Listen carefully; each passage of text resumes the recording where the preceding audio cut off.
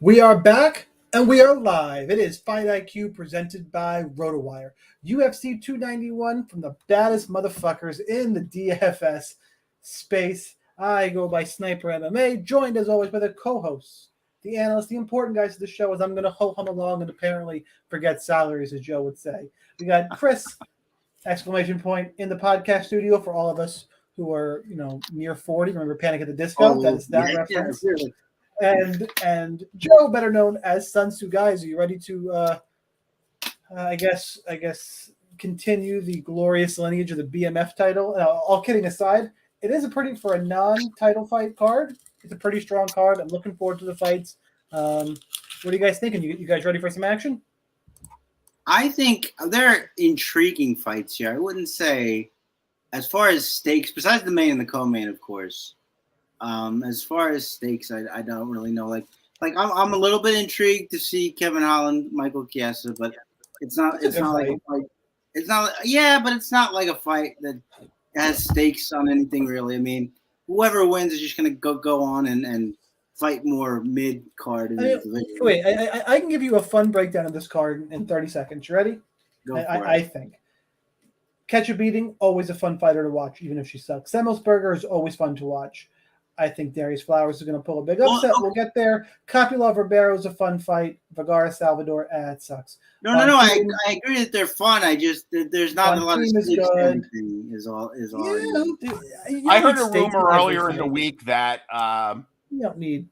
I heard a rumor earlier in the week that the Blachowicz Pereira fight might be upgraded to 5 rounds and become a title fight, but that obviously didn't happen. Yeah, it didn't happen. They're going to get a full build up and a pay-per-view card off that, which I get. Yeah. So I'm down for that. So anyway, there's a lot of fun stuff. All right, guys in chat, welcome. We got Mike, Mad, Donald up in here. I saw a couple of Stan. So if you guys are watching live on YouTube, go ahead and drop a comment throughout the episode. We will get to any comments that we come across as we talk. If you're watching the recording or listening, make sure you subscribe to RotoWire MMA, both on YouTube and whatever podcast platform you use. Enough of the intro. I want to talk face punching. Miranda Maverick, she's at 9,400, taking on Priscilla Cachoeira, beating at 6,800. Line on this fight, Maverick minus 285. Comeback on Priscilla is plus 225. Maverick taking this fight on short notice, and I think Priscilla gets a much more difficult matchup. Women's MMA fights, we have to start with Joe, being it's a specialty. Joe, what do you got? Yeah, so Paul Shaughnessy's favorite fighter, Priscilla Cachoeira beating, as she is known from her legendary performance against Val. Yeah, very disappointing. Miranda caused a lot of people to eat chalk in her last fight against Jasmine Jadovicius. Although I think she pronounces her name differently now since that last fight. Maverick actually got out wrestled, which was surprising. I don't think that's going to happen here. However, she's got some severe disadvantages standing, and Cachoeira beating is a bulldog. I mean, I'm going to have some shares of her just because. You never know what could happen. And again, I think Miranda is going to be feeling the pressure here. So I actually like both sides of this for different reasons. I like Maverick to kind of get the rebound, and I like Cachoeira beating as kind of a punt, a GPP punt, because, what do they call her? Zombie girl. She just keeps coming. And I think Maverick would be smart to get this down as soon as possible, to grind her out. Don't get cute. Don't let her get back up. So, I mean, I'd play Miranda for that. And then again, I'd go with Zombie Girl, a.k.a. Cachoeira beating, Cab for short. As a GPP punt, my official pick is going to be Miranda Maverick, though. Yeah, I'm all about Maverick in the wrestling here. I think she smashes that way. Chris, what do you got? Yeah, it has to be. Cachoeira's power is unique for this division, and for that reason, she is a punt. But I wouldn't go as far as to say I like both sides. Like, I understand having a couple shares of Cachoeira, but I think she goes down once and doesn't come back up. I mean, the only wrestler she's really beaten in this organization is Gina Mazzani, who's not physically strong, not really a control grappler, is a wrestler, but and she's a bitch. And she is, trifling, as they might say. But you got the Panic at the Disco reference and a trifling reference. But yeah, I love Miranda Maverick here. 9,400, but 3 out of her 4 wins in the organization, 110 points or more. She could smash that salary. She could be on the optimal lineup very easily here. I really like Miranda Maverick. Nice. All right, let's move on. Let's talk Matthew the Jedi Seberger, 8,600, taking on Euros Medic at 7,600. Seberger minus 215, Medic plus 175. He's also Medic taking the fight on short notice. I've seen a lot of people take Seberger, and while I'm picking Seberger, I actually think that Medic has probably the better potential to break the slate. So interesting fight here. Interested to see what you guys think. Chris, what do you got? Yeah, I am. I wasn't picking Medic coming in. I gravitated towards him more as the week rolled on, because I think it's going to be interesting to see Seberger against somebody who can match his physical attributes. They're the same height.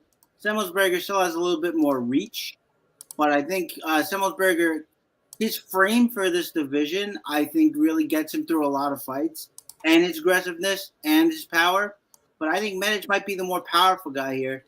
And Seberger eats a lot of shots, over 4.2 strikes per minute. And I don't know if you can take all those shots from Euros Medic. Medic, we know, can be susceptible to wrestling. We saw that in the Jalen Turner fight against the guy who typically does not wrestle so much. So that is a concern. But especially with 11 fights now, I don't think Medic is a guy that people will be looking at quite so hard in this matchup. Maybe more so now. But I feel like that's a name that could be glossed over. And I kind of like him here just to win the fight outright. So my pick is Euros Medic. Joe, who you got? Well, I'll touch on the cancellation I missed in a second. Who you got? Yeah.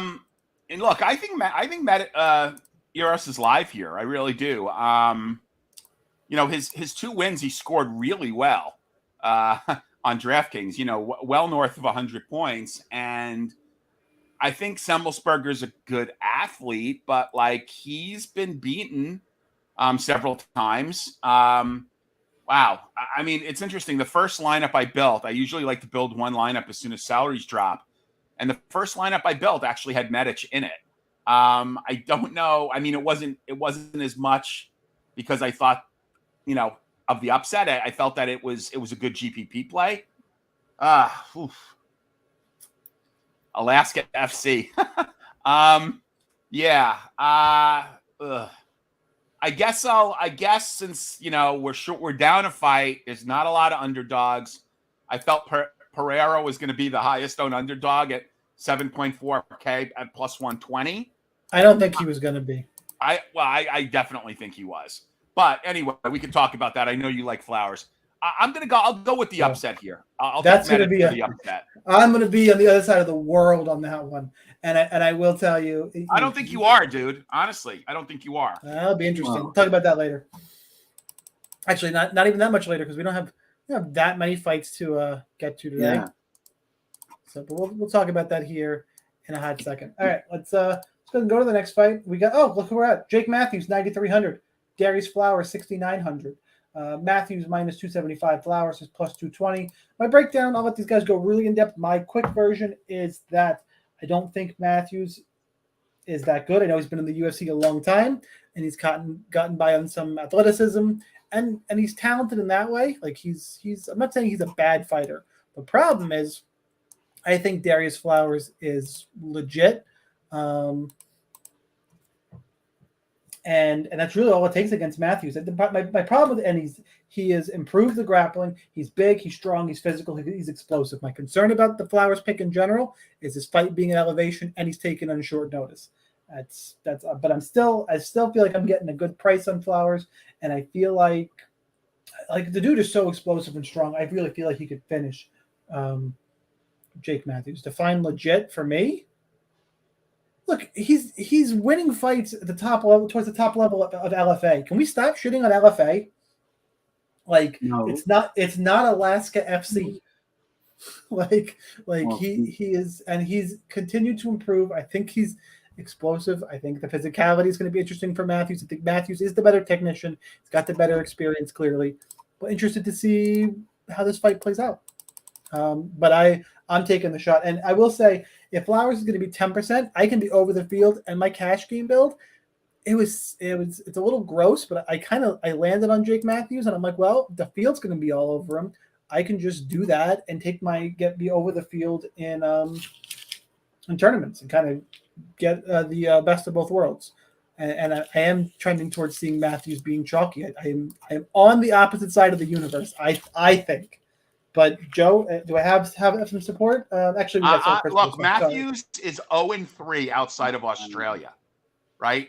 Nice. And my look, I've talked about Matthews since I've been doing these pods for a long time. Yes, saying that he needs to get out of Australia, and not train in his garage with his dad as his head coach. Right? I mean, this is just me reiterating what I've said all along, or else he's really going to never be anything more than an Australian like regional fighter or pack rim fighter when the UFC needs to fill a card in that part of the world. Again, 0-3 in outside of Australia. Got a guy, Flowers, who is a good fighter, coming from a really good promotion. Sign me up, man. These Chicago guys are tough, right? He's coming off of a 4-fight winning streak. His last win was via a body slam. And the guy got injured that he fought. And the guy that he beat was 15-3. Was not a bad fighter at all. No, that's what. So I'm going to take a shot. I love the salary. And you know me, I'm all about narrative. And 0-3, in the U.S. Against a competent opponent.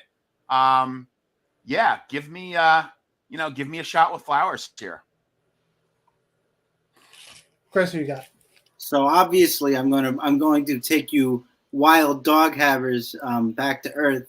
And that is pick bananas. But yeah, no, the reason why I put Robert's comment on the screen there was because my ears perked up when you called him legit. And I kind of had the same question, which is, he is explosive. He's powerful for sure. He's physical. But I think he's very sloppy. I don't think he's a very good grappler. I think Jake Matthews is a much better one. The only thing I would say is that Matthews doesn't really wrestle when he's supposed to. But here, I think he has to. And I think he knows he has to. If he doesn't, if he subjects himself to another war like he did with Matthew Seberger, then yeah, he could get knocked out. But I have to believe.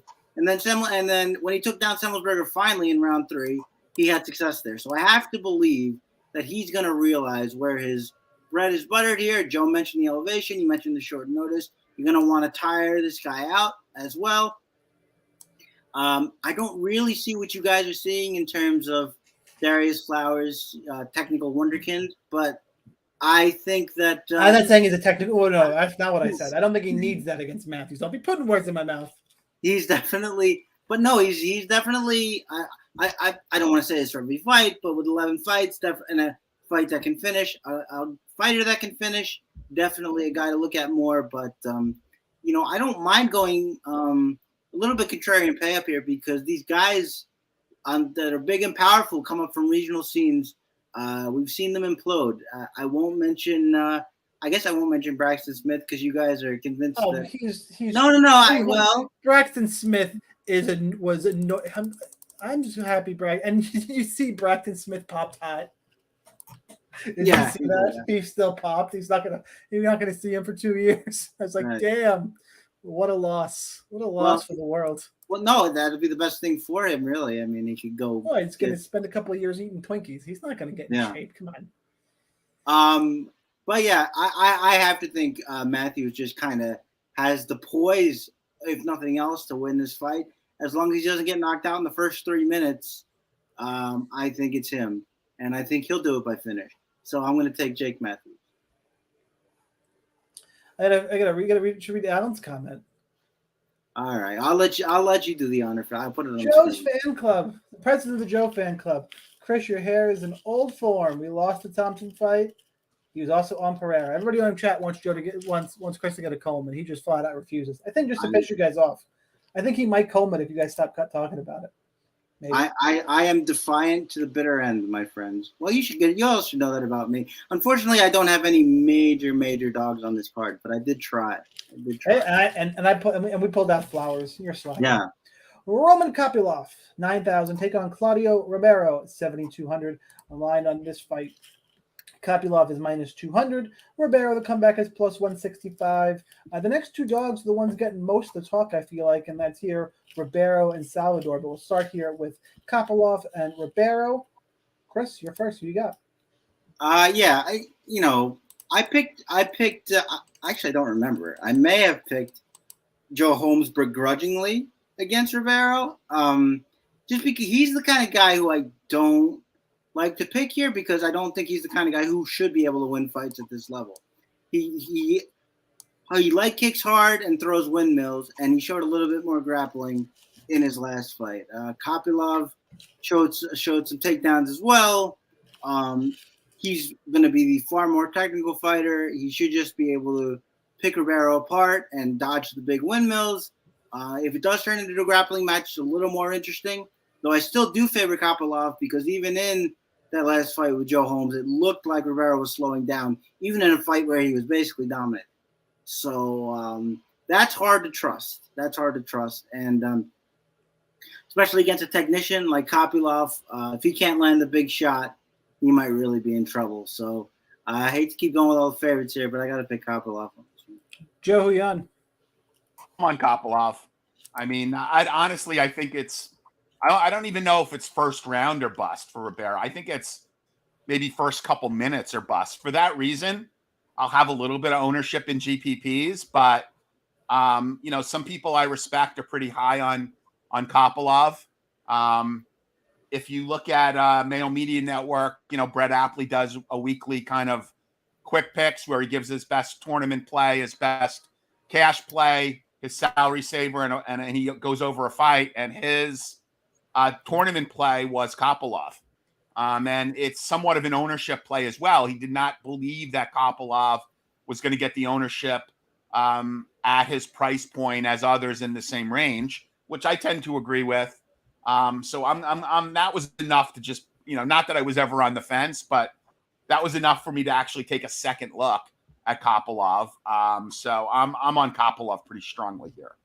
Yeah, Nan is thinking second round KO for Kopylov. I like Kopylov as well. I was kind of surprised how much talk Ribeiro has been getting, especially because it was, Joe Holmes that you beat. Yeah, I'm on Kopylov as well. I mean, it's not like a slam dunk play, but he is the way I am leaning. Next up, we got CJ Vergara at 8,700, taking on Benicio Salvador at 7,500. Line on this fight, Vergara is... I lost it. Minus 165. Comeback in Salvador is plus 135. I get the odds value angle in this fight. I do understand that. But it's one of those, I think, some recency bias is playing into, where you saw how bad CJ Vergara was hurt by Lacerda last time out before getting finished. He got beat by Tatsuo Taira, who, by the way, is legit. You should not be counting that loss against him. Look, I think everyone's seeing that Lacerda got hurt against Vergara, which Lacerda hurts everybody early. Can you survive? And Vergara survived and had to finish late. I think people are overvaluing Salvador a little bit, but he's live. I can't tell you he's not live because, clearly Vergara can get got at. I actually, when I can get some leverage on a favorite like this, I'm always interested. I think he's going to be relatively popular. Joe, who you got? Yeah, this is interesting. I mean, Salvador trains with Ribas, and that's his camp in Brazil. I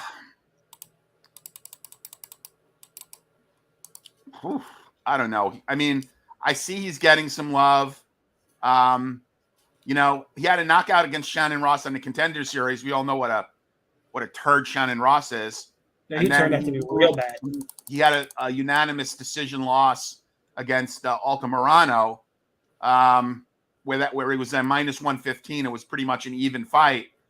He seems to be getting some of the love here And I think he's going to get more love as it relates to Pereira falling off the card, which I still would like to understand. Was it just not enough money that he was offering Wonder Boy? I mean, you know, I don't know why Wonder Boy would, I don't know. I mean, when you're that old, that old. When you're 40 years old and you lose out on a payday, like maybe, Wonder Boy. Maybe he thought Pereira was going to wrestle. But that's all I could think of is he thinks Pereira was going to wrestle and didn't the extra weight. He was like, fuck that, I'll get a fight here in a few weeks. I don't know if that's smart. Maybe. Okay, so I'm going off topic here. Sorry. I'm gonna take Vergara, but it's not a highly confident pick. It's maybe the lesser of two evils. You're right, Shaun. He got it done. He got hurt early, but he showed he had some resolve and actually ended up getting it done. So I'll go with CJ. Chris, who you got? Yeah, I'm going CJ too. I think his speed is going to play up here, and I think Vinicius gets a little wild. We know that Vergara can get tagged, but I don't think Vinicius can sustain it over 3 rounds. I don't actually. You can't fade anything, but like I don't actually love this fight to score that well because I think Vergara is going to win, and I also think this is just going to kind of be a scrap where they go back and forth. It might be a decent cash play of like his 82, 83 points for his decision win there. Don't really expect it to finish. Don't really expect a ton going on besides, strikes back and forth. Don't expect a ton of success in the wrestling from either guy. So I'm not going to have a ton of this fight, even with the 11 fights on. But my pick would be Vergara. All right, let's move on. Let's talk about Gabriel Bonfim. 9,200 taking on Trevin Giles, 7,000. Bonfim is minus 350. Trevin Giles is plus 275. Look, Ishmael Bonfim lost to Benoit Saint-Denis.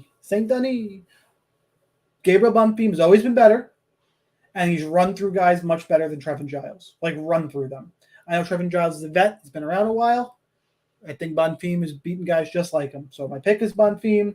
I'm hoping everybody sees the last name and kind of, it's weird. But Gabriel has been the better Bonfim brother, even before the last fight. So I'm about Bonfim here. Trevin Giles, I rarely invest my money in Trevin Giles, and Saturday's going to be no different. Chris, who you got? I've always wanted to like Trevin Giles. Always, always, always. He's got a nice jab. He uses his range well. He's got good footwork. He can wrestle a little bit. But he's too hurtable. Like, he was doing well in that fight against Dricus du Plessis, and then all of a sudden, he just gets caught, and then that's the end of the fight.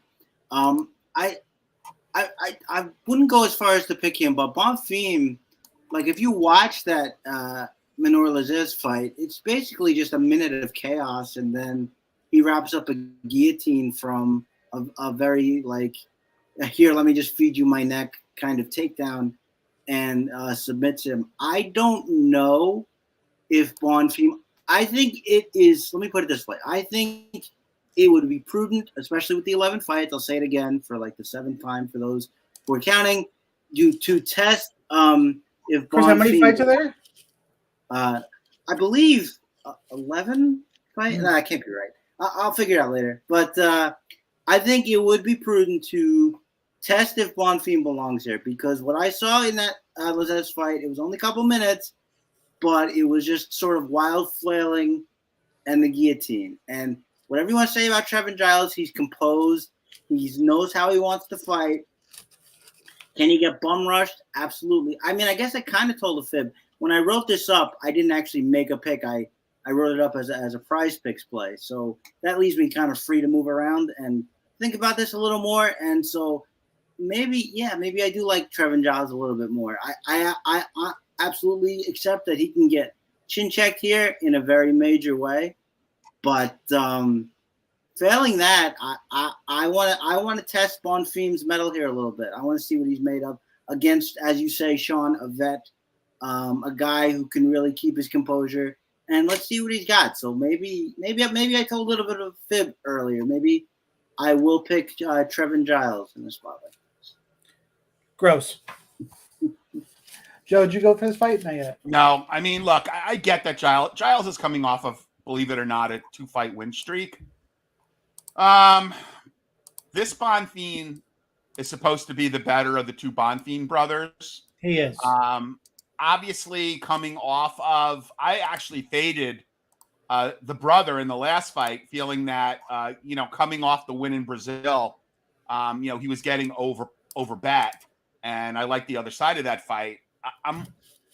I like this fighter better.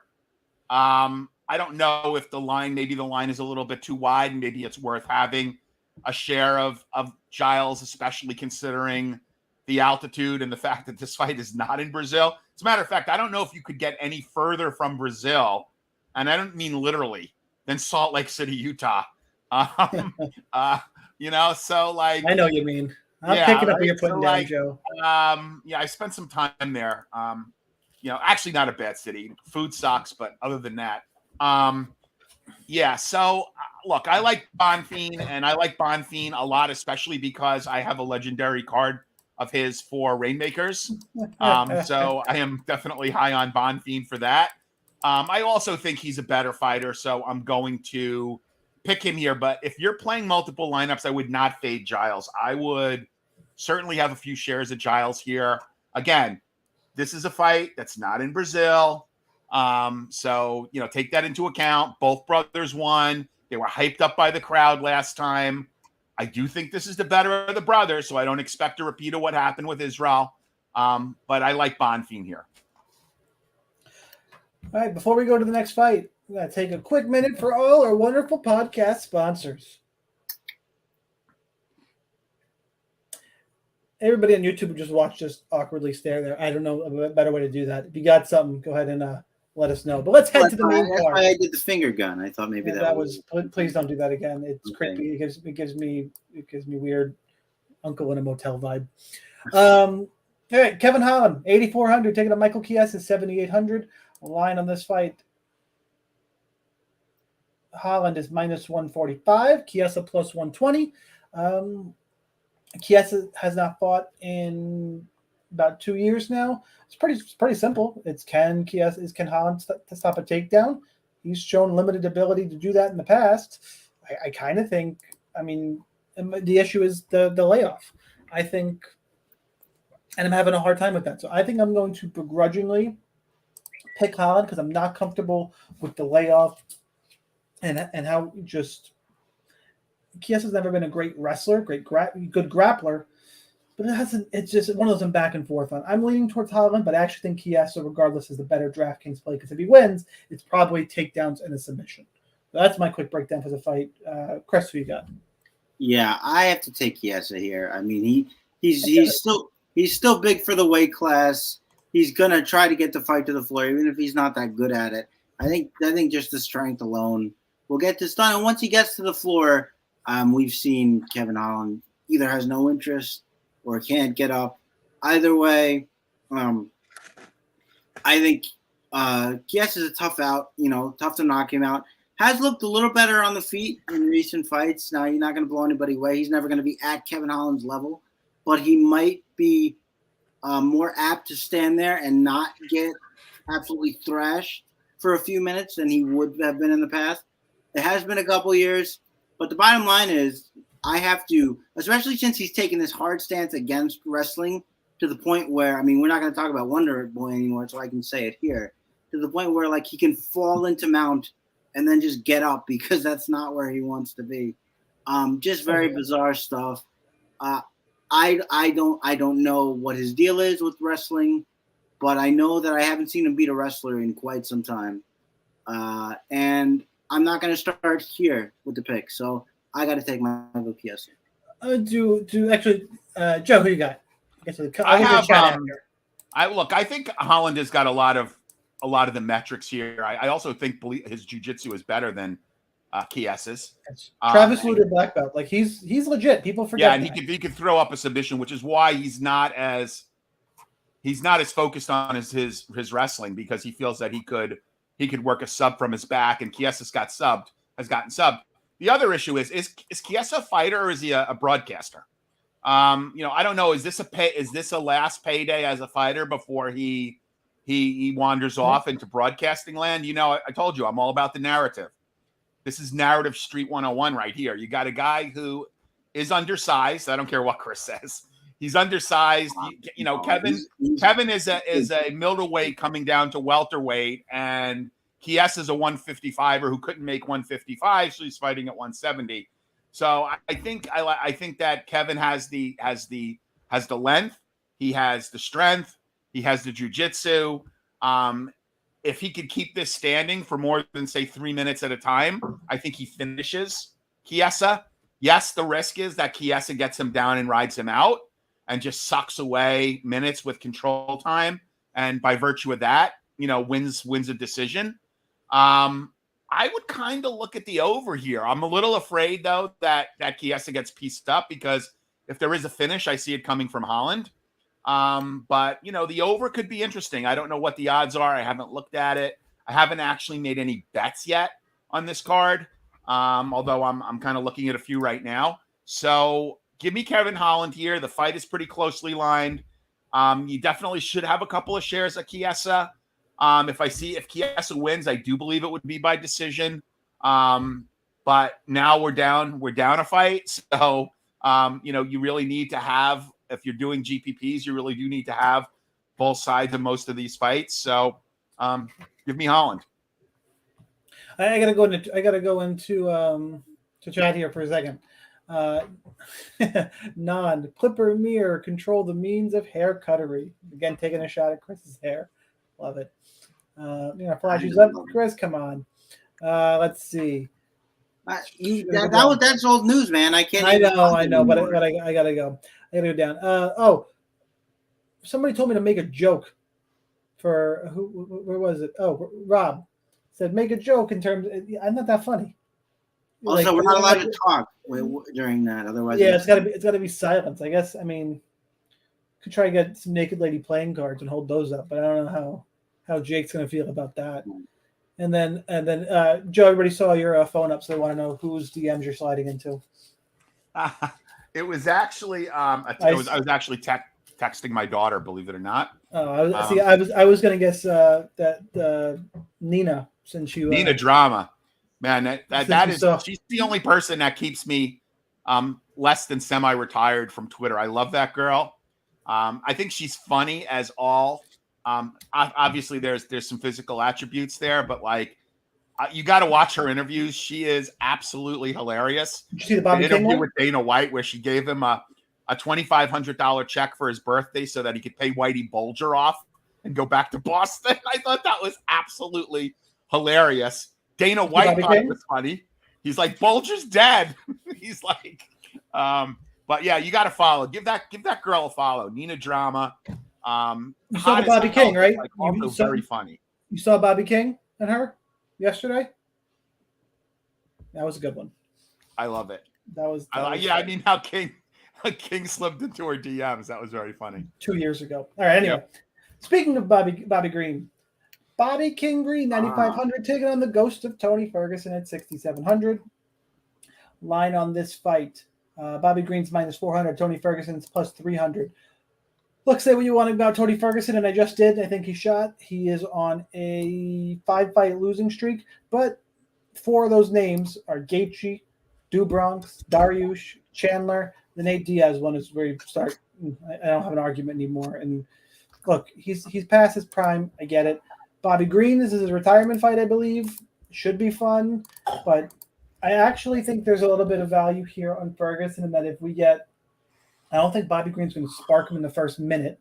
And if we get a card, again, we've had a few lately where all the favorites win. I got Tony Ferguson at dirt cheap, 30, 40 points. It could get it done. Probably not, but Bobby Green is the most expensive fighter on the card. Is offensive. Chris, who you got? Yeah, you can't say this very often because it takes a very particular kind of matchup to say it. But I will go ahead and say that I think Bobby Green knocks out Tony Ferguson here. It's just going to be – he's kind of going to Tony Ferguson him, which is start kind of slow, pour on the pressure and the volume. And, I mean, just the fact that Tony Ferguson can't really move anymore, and that was a specialty, I could just see I could just see Bobby Green landing, first, third, and fifth. Like land the jab out of the way of the counter again, then land the hook. Like he can really put some offense together against what's going to be a really slow Tony Ferguson in this fight. He's back to lightweight, which is good. He's not going to be carrying around the spare tire as if I should talk, but I just can't see it happening. I know that Tony had his moment against Chandler where he surprised him, but Chandler, I mean, let's be honest, he's exciting for a reason. The guy's a glass cannon. That's going to happen. Bobby Green is way more defensively responsible. He makes things way prettier. And like I said, he's going to out-Tony, but with better defense. So all that to me leads to a knockout. So I'm heavy on Bobby Green. Joe, who you got? Yeah, this is kind of sad. I don't see that the UFC is doing Tony Ferguson, any favors here. And I really do hope that he retires and does not get sanctioned to fight in any other organization, simply because he's taken far too much damage. The things that made him exciting to watch actually shortened his career and perhaps his life, which is very sad with some of the issues he's been having outside of MMA. Pretty much. You don't believe CT is real? You should go follow Tony Ferguson. Yeah. I pretty much echo everything Chris said. Yes, it's expensive at 9.6K, but Green is going to put the volume on him, and he is going to make Ferguson wilt, and it's going to be really sad. And I really hope that Ferguson leaves his gloves in the octagon, gets a standing O for everything he's been to MMA and the UFC, and kind of, moves on to something else. So that is my hope here. Pretty strongly endorsing Bobby Green. I guess I'll have a few shares of Ferguson in GPPs. Great contest on DraftKings, already sold out. The $3 mini max, 150 with the 15K on top payout.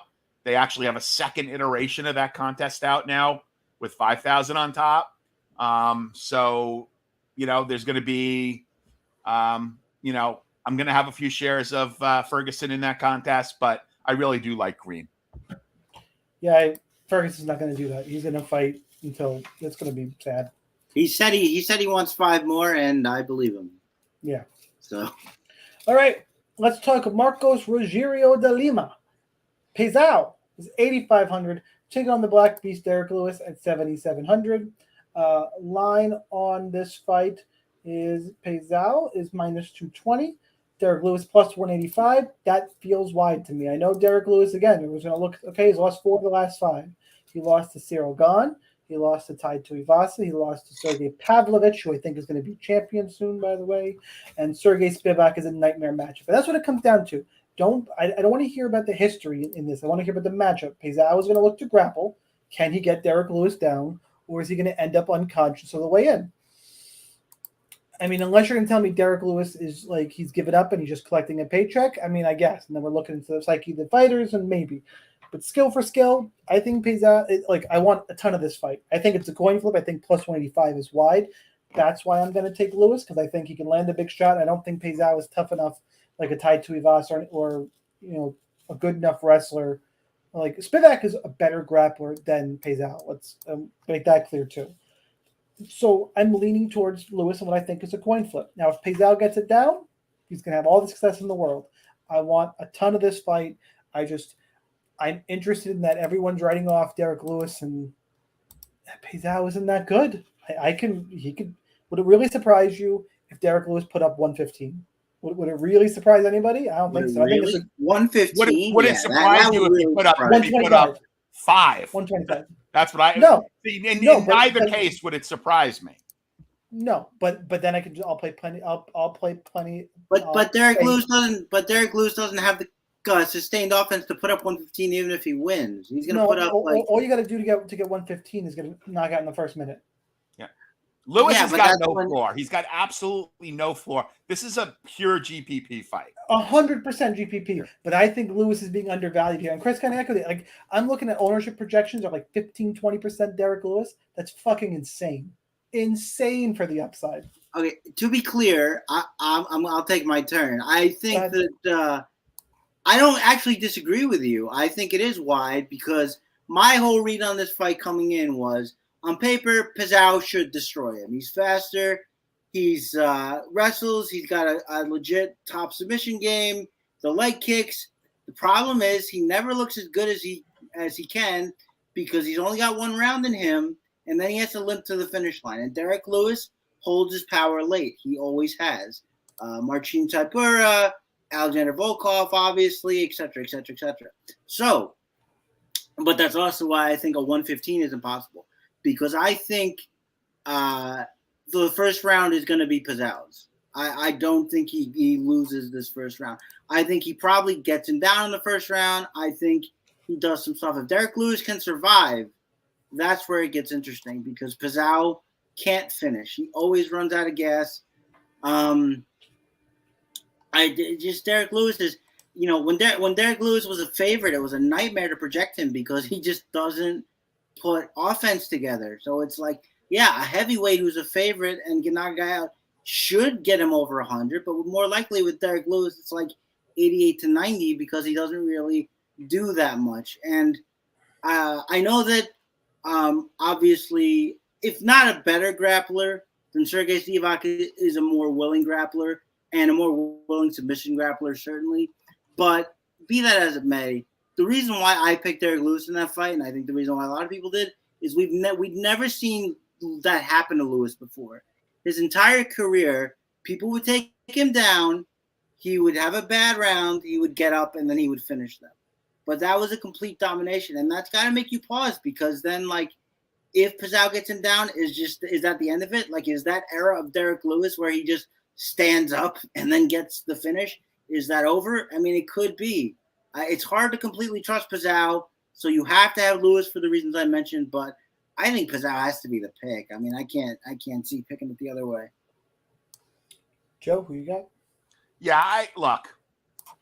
This is a pure GPP fight. I want both sides of it. I've never been a huge fan of Lima. I felt that he should be fighting at 205. He just doesn't want to make weight or doesn't want to attempt to make weight.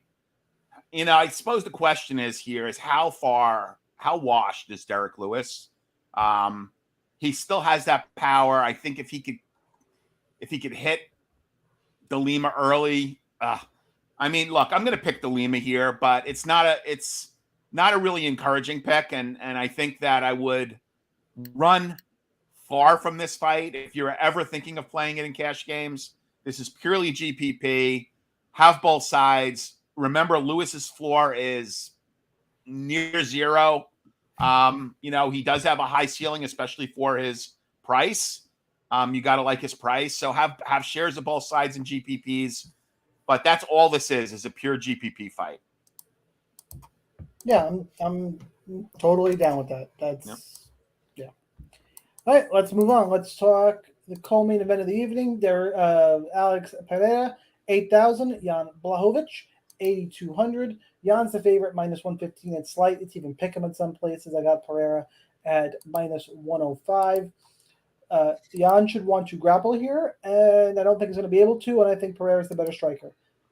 Look, don't get it twisted. I know Pereira is the former middleweight champion coming up to 205. He is not going to be undersized. He is a fucking giant. I don't know how he made 185. I really don't. He is a massive man. That's what it comes down to. Jan's going to need to grapple like he did against Izzy. I don't think he's going to be able to get it down, so that kind of makes my pick for me. Joe, who you got? Yeah, so one thing I want to get out of the way here is the people out there using the narrative as a comparison to the Blachowicz Izzy Adesanya fight. There is no comparison to that fight here. I think that Izzy actually weighed in at like 183 or 180. Like he weighed in at walking around weight, which you never see for a fighter when he fought Blachowicz. Blachowicz clearly had the strength advantage, was able to get him down, ground him out. That's how he won that fight. Pereira is probably going to be 230. I don't know what the rules are in Utah, but I mean, he's going to be 225, maybe more. Blachowicz is not going to have the strength advantage in this fight. I fully expect to strength advantage to go to Pereira. Look, I like Blachowicz. I made money off him. I made money when he fought Izzy. I felt that game plan was different, that he was going to be able to beat him with the clinch, that he was going to have the strength advantage. But there is zero comparison between those two fights, between that Adesanya Blachowicz and Blachowicz Pereira. So for that reason, I like Pereira. He's minus 110. He's 8K on DraftKings. I suppose that offers you a little bit of line value, but I would play Pereira here irrespective of line value, because I do think he's a beast. I do think that this is going to be striking. I don't know that Blachowicz is going to have a lot of success in getting him taken down. If he does, kudos to him. But give me Pereira here at minus 110, 8K. I definitely want a lot of him. And I'll play some shares of Blachowicz as well. But give me Pereira. Chris, what you got? So a couple of things that I think my dear friends are missing here. One is, I think there's a difference between strength and grappling strength. Like, Pereira might beat him in an arm wrestling competition, but that doesn't really say much for what we're dealing with here. And what I go back to, well, there's two things, actually. I didn't go back to the Izzy fight with Blachowicz. I went back to the Luke Rockhold fight with Blachowicz, where Luke was just expecting that he would be able to take Blachowicz down, muscle him around. He couldn't do it. It's way different.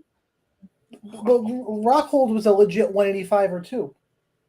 Rockhold was undersized. It's undersized. Luke Rockhold has not been a fighter since he fought Carlos Khan. Hang on. Sorry, I didn't get the comparison. The comparison is that when guys are coming up in weight and they're thinking that the grappling won't matter, that matters for the grappling. If you come up in weight, I don't care like how big you are. If you're not the grappler in that matchup, it's going to feel different. You know how like guys were saying that Khabib actually felt a couple of weight classes up. Guys have been grappling all their lives, especially if they're Eastern European. I mean, come on. I mean, these guys are very strong. They're very strong grapplers. And the other thing that nobody mentioned is that Israel Adesanya controlled him for a round when he took him down. He couldn't get back to his feet. You think he's going to get back to his feet against Jan Blachowicz? I mean, that's really asking a lot. And Blachowicz is very tough.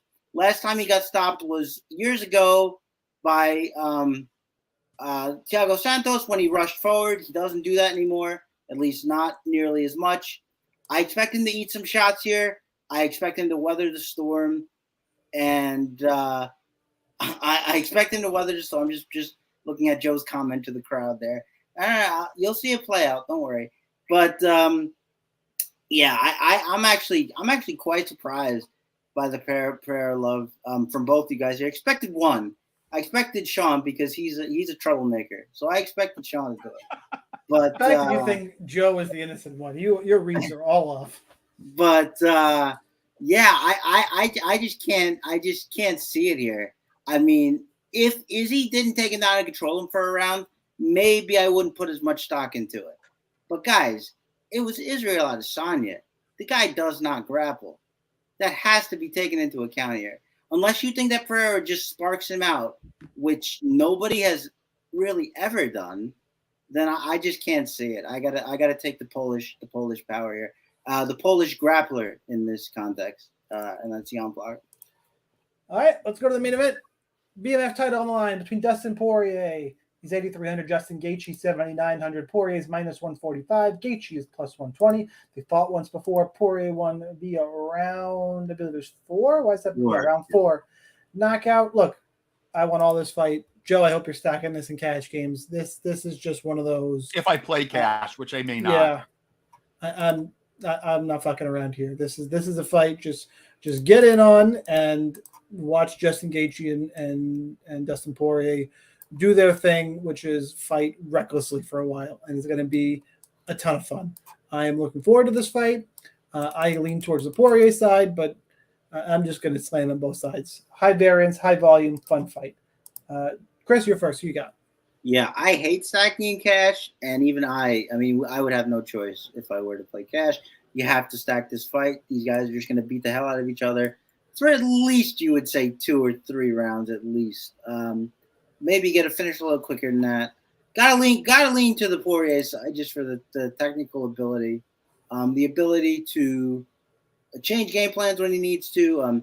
Finally started in the 4th round, countering those leg kicks with just every time Gaethje threw a right hand, he would just sit down and, on that left overhand, and he caught him once. And Gaethje's going to have to watch that because when he first came in, he used to do a really interesting thing, which was have his guard in front of his face while he was leg kicking. He doesn't really do that anymore. He's more wide open when he kicks now. So Gaethje's really going to have to watch that.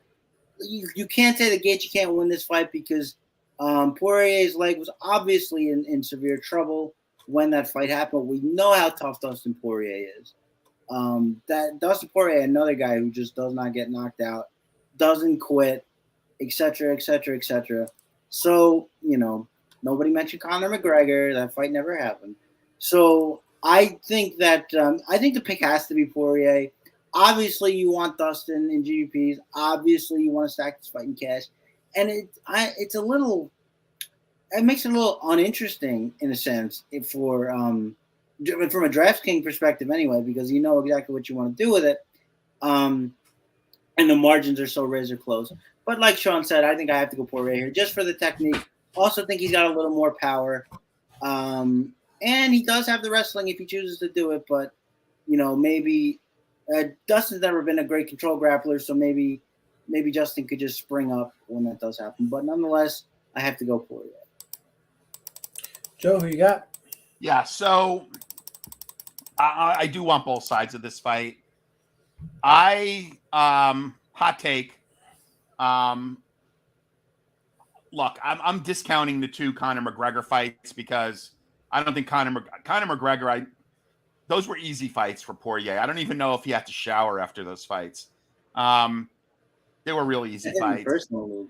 Yeah, I know. I originally picked Poirier, and a couple of people I respect a lot are on Poirier here, but I'm on Gaethje. I think Gaethje has fought better recently, and that was very impressive. That the way he broke Faisiev down and clearly won that fight. I really like that. Plus, he can work his kicking game on Poirier. Poirier his legs were demolished by Jim Miller. And that was not even the Jim Miller that we see today. That was a Lyme disease. A long time ago, Joe. I know, but what I'm saying is that was a Lyme disease-ridden Jim Miller that wore out Poirier's legs. That made him have to take time off. So Gaethje's had his moments in the last fight. I like his price here on DK. Yes, I want both sides of this fight, and I do think this fight is very stackable in cash, although it's not a typical cash stack fight. I mean, you don't have the one big favorite and the one lower priced guy that you think is going to get 40 points. It's you've got 2 fighters that are pretty close, but we just don't think there's going to be an early finish. We think both fighters have the ability to absorb damage. So, look, I'm going to go out on a limb here. I'm going to go against a lot of people that are much sharper than I am in this space, and maybe even do this for a living and are backing Poirier. I'm going to take Gaethje here. Nice. All right, that's it for the 11 fight. That's right, Chris. Just 11 fights. UFC 291 card. Let's talk hot takes. Anybody got a hot take, guys? We got them in chat. Let's drop them. Let's see what we got. I think I had mine pretty much early. Darius Flowers knocks out Jake Matthews. I have to take a hot take, just in opposition to Rob there for constantly making fun of my hair. Chiesa is going to sub Kevin Holland. Is that a hot take? He's a dog. All right, we'll allow it. Travis Lutter black belt, man. Come on. I mean, I have a hot take here. But then it could be a hot take if he gets subbed. That's what I'm saying. My hot take is that Shaun is going to win the gated Boston contest on Rainmakers so that he can meet me up there and hang out with all the cool kids. Who are you going with, by the way? What? Who's Yep. going to that with you? You got one of the guy who you met, one of my work buddies, is going to go. But Mike is going to be up there. Shrek, Will, a whole bunch of guys from Twitter are going to be up there. That's going to be a blast. Any of you guys watching got an in with DraftKings? Yeah. Hook me up. No, you got to win that contest. I fully expect I'm going to win the Sydney contest this week. Although I can only use one lineup, so I'm going to have to really cautiously decide what lineup I want to use. But the winner of that contest gets to go to UFC in Sydney, Australia. So I am planning on already booking my travel to go to Sydney when I win that contest. Knock on wood. But that's my hot take that Shaun wins the gated contest on Rainmakers. I like it. I mean, I'll take it. Yeah. All right. Let's see. We got Luis de Lima goes to decision. None. That would be really bad for me. It would be bad for everyone, not drafting players, but fans and everybody watching. No, nobody would like that. No. All right, guys. That's what we got for. I know. We got some more. Let's see what else we got. Oh, Matthew subs Death Flowers guy. That's not a hot take. Get out of here. Oh, that is actually Robert's got one of those great profile pictures there. I mean, Robert, you're already a winner, dude. I've seen your profile picture, and well, here we go. With all due respect, no, I am saying this very respectively. Rob, you are already a winner, just so you know. With respect, your wife. No. Look, I never cast aspersions on.